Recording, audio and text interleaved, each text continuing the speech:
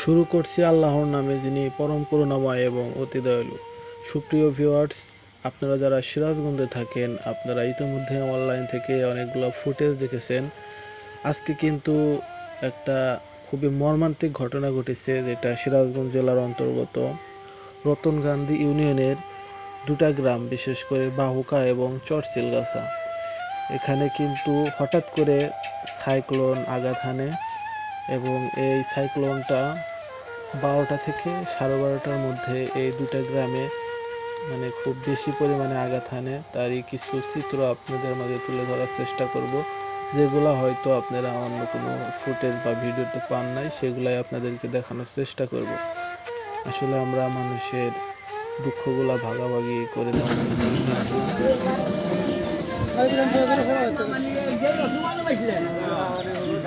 আচ্ছা চাচা, এটা হয়েছে কয়টার সময় বিলা? চাচাকেও সেটাই বলা হইল। চাচাও জানালো যে হ্যাঁ, 12টা থেকে 12:30টার মধ্যে এই সাইক্লোনটা এই দুটা গ্রামে খুবই মর্মান্তিকভাবে আঘাত হানে। সবচেয়ে যেটা দুঃখের বিষয় সেটা হচ্ছে, এখানে কিন্তু দেখবেন একটা ঘরের সাথে আর একটা ঘর লাগানো, বাট সেই ঘরের কোনো ক্ষতি হয় নাই।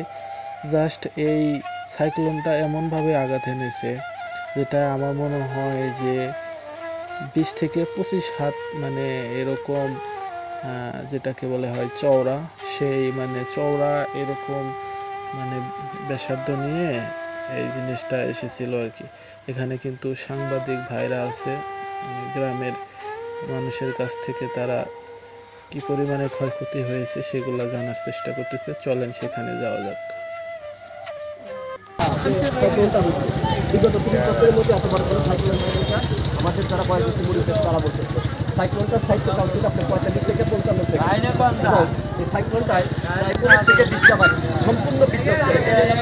যদি আমরা ক্যালকুলেশন করি, তাতে আমাদের প্রায় হচ্ছে 25 থেকে 30 লক্ষ টাকা নতুন সম্পূর্ণ নতুনভাবে ঘর বাড়ি যদি বাজার দরকার হয়, সেখানে 25 থেকে 30 লক্ষ টাকা ক্ষয় হয়েছে। এবং এই মুহূর্তে প্রশাসনের কাছে আমাদের আবেদন, এলাকায় শুকনো খাবার দরকার। ওর পাশাপাশি সমাজ কল্যাণ মন্ত্রণালয় আছে, বিভিন্ন যে সরকারি সংগঠন তারা যেন দ্রুত আর্থিক সুবিধা প্রদান করে, যাতে সুবিধা পেলে নিজেদের মতো ঘরবাড়ি সে আগের মতো গোছাতে পারে। এটাই এই সরকারের কাছে সকলের কাছে আপনাদের কাছে এটা আবেদন, এটাই আমার সর্বশেষ কথা। সবাই ভালো থাকবেন। আসসালামু আলাইকুম। এখানে কিন্তু মোহনা টিভি সহ আরও দুটা টিভি চ্যানেলের সাংবাদিক ভাইরা এসেছিলেন। আমি ব্যক্তিগতভাবেও তাদের সাথেও একটু আলোচনা করে নিয়েছিলাম অন্য একটা টপিকের উপর। যাই হোক, ভাইরা অনেক ব্যস্ত আছে, তারা তাদের কাজ সেরে চলে যাচ্ছিল।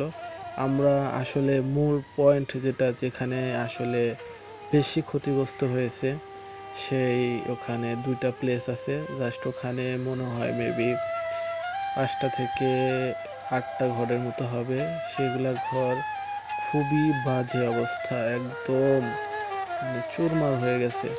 এই জিনিসটা এমনভাবে এসেছে, আমি আপনাদেরকে একটু আগে ডিটেলস বলতেছিলাম। জাস্ট এটার এই সাইক্লোনটা এমনভাবে এসেছিল যে আপনার এই যে ঘরটা দেখতে পাচ্ছেন একদম টিন উড়ে অন্য জায়গায় গিয়েছিল। সেখান থেকে কিন্তু নিয়ে এসে এখানে এরকমভাবে রাখা হয়েছে। ঘরটা হাফ ওয়াল ছিল, ওয়ালগুলা কিন্তু একদম ভেঙে মাটিতে পড়ে আছে। পাশে একটা মজার যেটা ঘটনা, সেটা হচ্ছে আরেকটা ঘর আছে, দেখবেন ওটাতে কিছুই হয় নাই।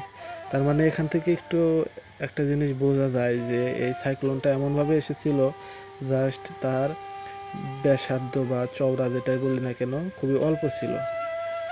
এটার পাশে কিন্তু অনেক ঘর ছিল, সেটা কিন্তু কিছুই হয় নাই। জাস্ট এই ঘরটা সহ এটার যে লম্বালম্বিভাবে আছে আরও 3টা ঘর, ওগুলাও কিন্তু একই অবস্থা পড়ে গেছে। বাট সাথের ঘরগুলাও একটু পাশে ছিল, ওগুলার কিছু হয় নাই।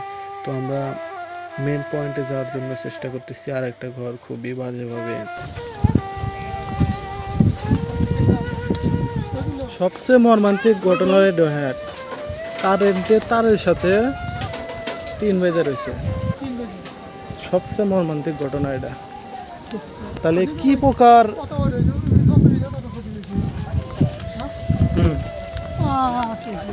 পার্ট কি অবস্থা,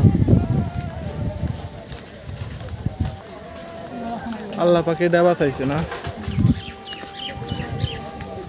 জল পাইব কানেই না। আহা কি অবস্থা রে, এখান থেকে কি সূত্রপাত নাই না বুঝতে পারতেছি না ওই যে ওই সাইডে রাস্তা তো দেখা গেল।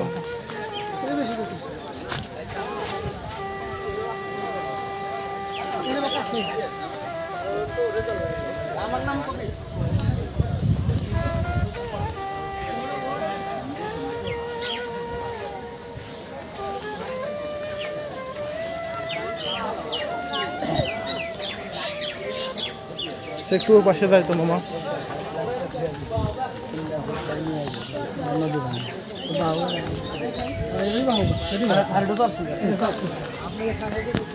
মামা 25-30 লাখের যে কথা কইছে বুঝছেন, হাসলাম সেই না তখন, এখন বুঝতেছি মানে আপনি ওভারঅল গাছপালা ঘর বাড়ি লোকজন আসলে আছে ধরেন দিনে ভাগে হয়েছে তো রুমের বাইরে হয়তো থাকলে থাকে, কিন্তু মানুষের তো আল্লাহ মানে আল্লাহ বাঁচাইছে নাকি, আল্লাহ হেফাজত রাখছে মানে তো মানুষগুলো যে কিছু হয় নাই এটা হচ্ছে বড় কথা।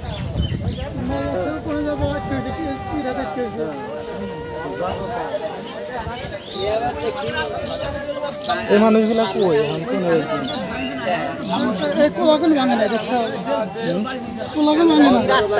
এটাই তো হেদনে করলাম।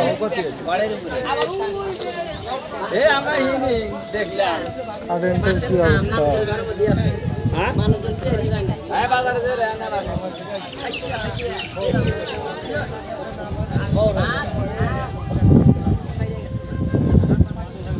এই মহিলাদের মানে ঘর না,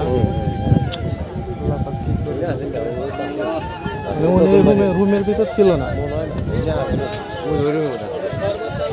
না আসলে মানুষ যে মানে মরে যায় না, এটা হচ্ছে শুকরিয়া আদায় করা দরকার। আল্লাহ পাক ক্ষতি তো করেই দিছে, তারপরে যে মানুষের যে জানের ক্ষতি হয় নাই এটা হচ্ছে আলহামদুলিল্লাহ। হ্যাঁ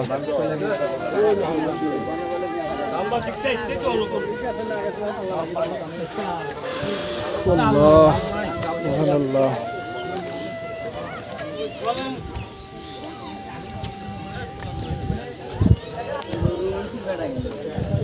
আমি গরু হাত রাইতেছি পুষ্কিনি বার গন না গরু হাত রাইতেছি, হাত রাইতে পরশ করলো আজির কাঁঠাল গাছ ধনবো না তো পুষ্কিনি বারে পরশ করে আমার হাতে আমি দৌড় দিছি ভাই হিন্তান দৌড়ে ঘরে গেছি, এই শোষা হতে শেষ দেখি খালি দিয়েছে মানে বেশিক্ষণ স্থায়ী হয় না, কয় মিনিট 1 মিনিটের মতো থাকে নাই এইরকম না চোখের বলকে নাই 1-1.5 মিনিট, আর 1 মিনিটে খুব বেশিক্ষণ থাকে তাহলে যে কিয়ামত। হ্যাঁ ঠিক বুঝতে পারছি, ঠিক আছে। তার মানে 1 মিনিট স্থায়ী ছিল, ঠিক আছে। চলেন যাই, জানের কোনো ক্ষতি হয় না, এটা হলো শুকরিয়া। গাছের ভিতরে টিন চিন্তা করা যায়, 1 মিনিটের টানে শুকরিয়া আদায় করা দরকার যে ধানের ক্ষতি হয় নাই, মানুষের সম্পদের ক্ষতির আদায়। এটা একটা কি দৃশ্য দেখছেন, ওই সাইডে বাস্তবের মধ্যে পুরো আমান বেড়া তা দেখলেন না। আরে এইটা চিন্তা করেন দেন তাহলে কিভাবে উঠছে এই জিনিসগুলা।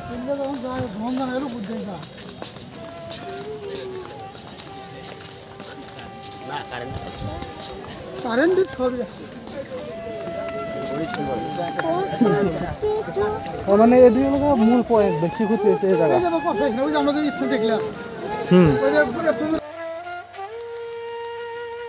আসলে যেটা বলতেছিলাম,